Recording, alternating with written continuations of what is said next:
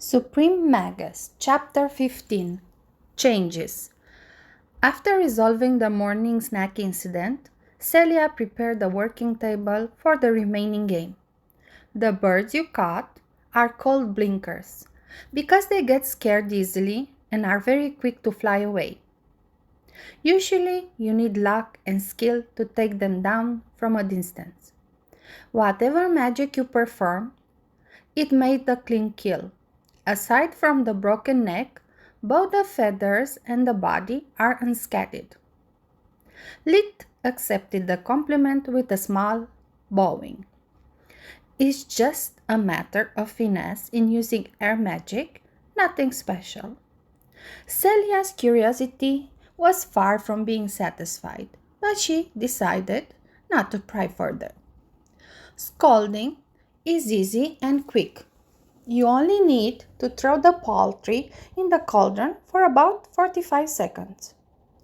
It's better to gently stir the water in the process to clean the birds from dirt and external parasites. It also helps loosening most of the feathers. Never scald too long, or the meat could start to boil. Not to mention the risk of rupturing the organs, ruining the meat. Lit took charge of the scalding process, waving his right hand to take control of the water in the cauldron, stirring it and adjusting the force of the current according to Celia's direction. Damn it, kid, you're really starting to make me regret to have never given a damn about magic or learned it. You don't know how to use magic? Lit was astonished. No, and before today, I was proud of it. I considered charm magic simply a parlor trick. Why waste my time learning how to do things with it when I get faster and better results by using my hands? Celia shrugged. Now get the blinkers out of the water. Time to get serious. Besides the scalding and the plucking that replaced the skinning process, gutting poultry resulted really similar to his previous experience with the squirrel, except he had also to remove the crop, the neck, and the oil gland. Once they finished, Lit eyes enjoyed the results. Noticing that aside from the blinker skin being a little more porous compared to a chicken, it was just a roast away from what he would purchase back on Earth. How do I cook it? Still hungry even after 2 squirrels? The initial... Yes, very. The previous meal was just an appetizer. He was far from satisfied. Please, let's use the outdoor campfire. I need to get used to not using a fireplace. Celia slammed her hand on her forehead. Right. I almost forgot about your family issues. After instructing him how to choose the right spot for a campfire, she showed him how to improvise a kebab with wood sticks. The final lesson was about how high to set the kebab to avoid burning the food, and how to recognize when it was ready to be eaten. After memorizing everything, Lit imbued his eyes with fire magic, activating the fire vision spell that granted him an improved version of thermal goggles. He then started to wave together fire and wind magic, keeping the heat stable with no hot or cold spots, while using air currents to cook every nook and cranny of the meat evenly. Such fine control required for him to move both his hands and feet, to watch his meal from different angles and adjusting the mana flow. His movements were akin to a combination of martial arts katas. Celia was about to mock him about how performing a victory dance for a single blinker was a little extreme when the delicious smell reached her nose. The blinker was getting roasted with a speed visible to the naked eye. the skin turning into a crispy crust, releasing the fat that was masterfully spread evenly. The smell was so good that her stomach started grumbling, despite she had consumed her breakfast less than 2 hours ago. Lid lifted the skewer with spirit magic, and after lowering the temperature to avoid burning himself while eating, he started wolfing down the meat, ripping it apart with his bare hands. First the drumstick, then the breast, and lastly the wings. It lacked salt, and the meat wasn't as tender as roasted chicken, since they had not let the meat undergo any maturation. Nonetheless, it was the best meal Lid had ever had. I can't believe it. I cannot feel the hunger anymore. Lid fell to his knees from the happiness, his eyes wet on the verge of shedding tears. But that moment passed quickly. I need more. I can't allow the hunger to cripple me again. Lid looked at the sun. There was still a couple hours before noon. He has still time for more hunting. Master Celia, I need a favor. I need a place to hide my own game, the one I'm not willing to share.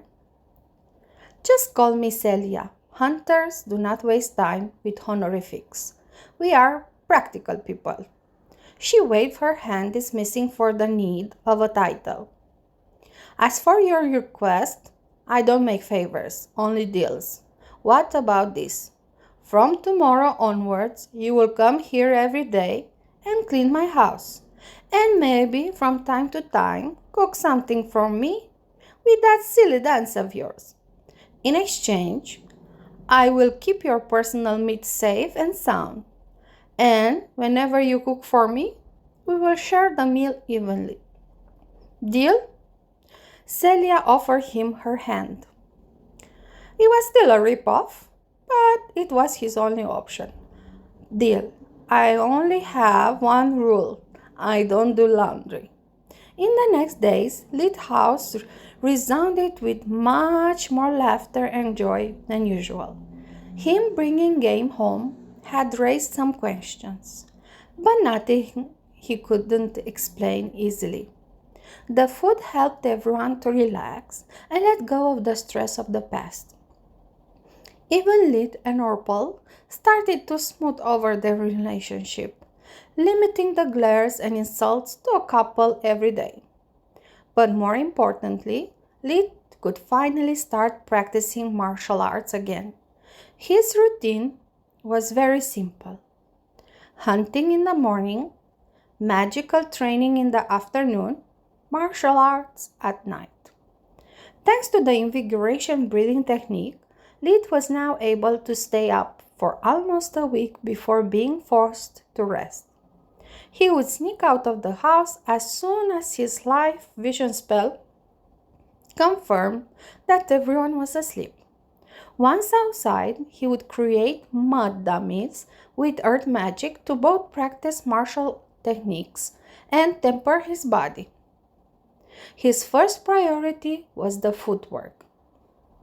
Maybe it was because he was only 4 years old, or more maybe it was the lack of activity due to the previous constant hunger, but his body was embarrassingly clumsy and lacked coordination. Whenever someone threw anything at him, even a chestnut from a meter away, he would either miss it entirely or dunk it on the floor. Lid knew that despite his spellcasting was quick, especially spirit magic, it was not instant. He could not afford to become a sitting duck as soon as someone closed in too much. Learning magic was powerful, but not omnipotent. What good could possibly do to him being able to topple mountains, only to get killed by a random dog that managed to sneak up on him? Even back on Earth, Lid had always thought that considering mind and body as separate entities was dumb. Exercise had always allowed him to relieve his stress and relax his mind. Exactly like studying always allowed him to perform at his best, be it at work or martial arts. Brute strength was just violence. Pure intellect, just ideas with no substance. Only when mind and body were trained together, the body could perform as the mind required. About a week after Lid had begun training, something happened. He was alone at night, practicing footwork by circling around the dummies, when he felt that something was wrong. Pain burst from his mana core and quickly spread it to his whole body, accompanied by a head-spinning nausea, like he had never experienced before. "What's happening to me?" he screamed inwardly. "This can't be a bottleneck. The last one resolved just yesterday, and no bottleneck ever felt like this." Soon he started gasping for air, incapable to stand up anymore and writhing in pain. "I can't die. I don't want to die again. Not after enduring so much. I refuse to become some slave in a distant galaxy or an old man waiting for death. I had enough. I refuse to die." He used all his willpower to convert every iota of his mana into light magic, fighting off the affliction that was tormenting him, but to no avail. The pain got worse and worse, his power incapable of keeping up. When he surrendered, the burning sensation was finally free to rise all the way up to his mouth. Then he started puking lumps of black, sticky substance that looked like tar, but smelled like something had died and rotted for weeks under the summer heat. They were the size of a nut, but the strain he felt was akin to have barfed two elephants walking side by side. The stench was so bad that even in his incapacitated stage, he found the strength to summon some dark magic to destroy them without leaving traces. Lid spent the next minutes spitting, drinking, even eating grass to get rid of that revolting taste in his mouth. When everything returned normal, Lid was too exhausted to practice, so he had to use invigoration to return his body to peak condition. As soon as Lee started executing the breathing technique, he discovered that he was now able to sense his mana core with much greater clarity. While absorbing the world energy with invigoration, he could feel and manipulate the mana flowing through his blood vessels and his organs to the point of visualize even the residual magic in his hair. Despite his eyes being closed shut, Lid could see inside his body as he was observing a state-of-the-art full-body scan 3D. Still dizzy, he tried performing the footwork exercise again. Lid's movements were still far from perfect, but he no longer felt like having two left feet. It's an amazing improvement, considering that until a minute ago, my goal was to stop tripping on my own feet. I wonder. Lid stretched forward his right hand, opening, applying spirit magic to the head of the dummies. The best I could do before, with so many targets at once, was to squeeze them a little. And now, he clenched his fist faster and harder than ever before. The dummies' heads popped like balloons.